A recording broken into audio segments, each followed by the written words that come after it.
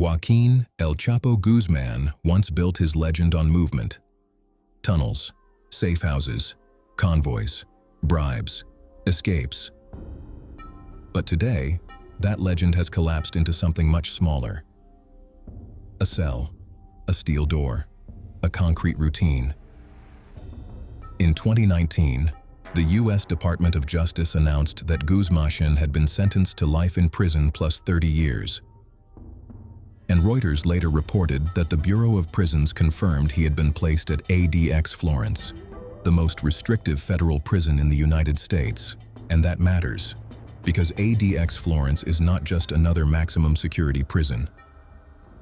According to the Bureau of Prisons' own classification guidance, a DX Florence is designed for male inmates who have shown they cannot function in a less restrictive environment without threatening others, or the secure operation of the institution. In other words, this is the prison used when the federal system decides that ordinary control is not enough. Public federal reviews paint a cold picture of what that kind of confinement can mean. A Bureau of Prisons review found that at ADX, inmates were housed in single cells, and those cells were built for one person only, with a bed, a toilet, a wash basin, and a shower inside. The same review notes that inmates in restrictive housing are mainly locked in their cells for 23 hours a day, 7 days a week. So even without claiming to know every second of El Chapo's schedule, the publicly documented structure around him is already severe. That is the first reality of El Chapo life now. Not the mythology, not the cartel empire, not the man who once escaped through a tunnel under a prison shower. The first reality is isolation by design. A prison built to strip movement down to almost nothing.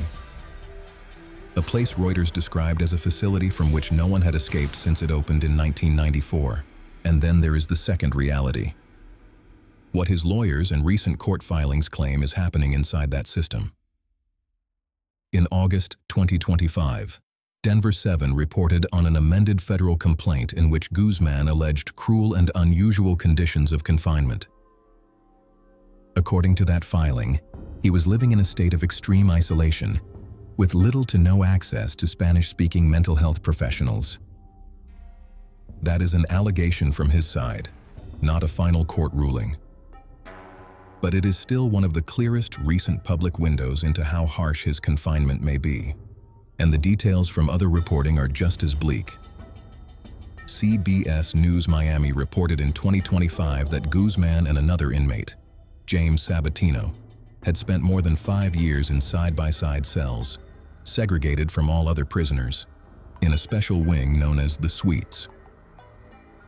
That report said they were not allowed to communicate with other prisoners, had limited interaction with prison staff, and were restricted in who they could speak to outside prison.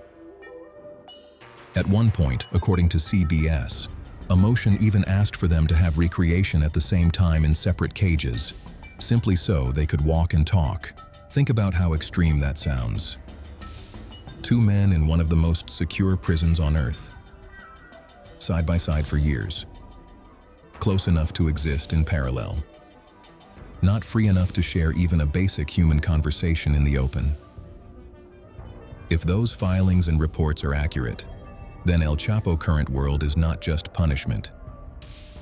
It is punishment reduced to architecture, procedure, and silence. Even visits, when they happen, are filtered through rules that erase ordinary contact. The Bureau of Prisons says visitors must be pre-approved. And ADX. Florence's own visiting procedures describe the prison's policy as one of non-contact visiting for inmates confined there. So the outside world does not really enter his life in any normal sense. It reaches him through authorization, screening, glass, distance, and control. And that may be the most dramatic truth of all. Publicly, we do not know every tiny detail of how Joaquin Guzman spends each morning. We do not have a verified diary of what he reads every day, what he thinks each night, or exactly how often he hears another human voice. But we do know this. The man once known for building an empire across borders now lives inside a system publicly documented as single cell, highly restrictive, and built for inmates considered too dangerous for less secure settings. For years, El Chapo represented movement without limits. Money moved, drugs moved, armed men moved, entire routes bent around his will. But as far as the public record now shows, that life is over. What remains is a sentence of life plus 30 years, in a prison built to crush the very things that once defined him. Mobility, communication, reach, control. So what is El Chapo life really like now? Not glamorous, not cinematic, not the fantasy version people imagine when they hear a cartel legend's name. Publicly, it looks like the opposite. One of the most powerful drug traffickers in modern history, reduced to one of the most controlled prison environments in America, with recent filings claiming extreme isolation and reporting suggesting years of segregation from nearly everyone around him. The tunnels are gone, the empire is gone, and what remains may be the harshest thing of all, a life measured not by power, but by walls. If you want more dark stories like this, leave a like and subscribe for more.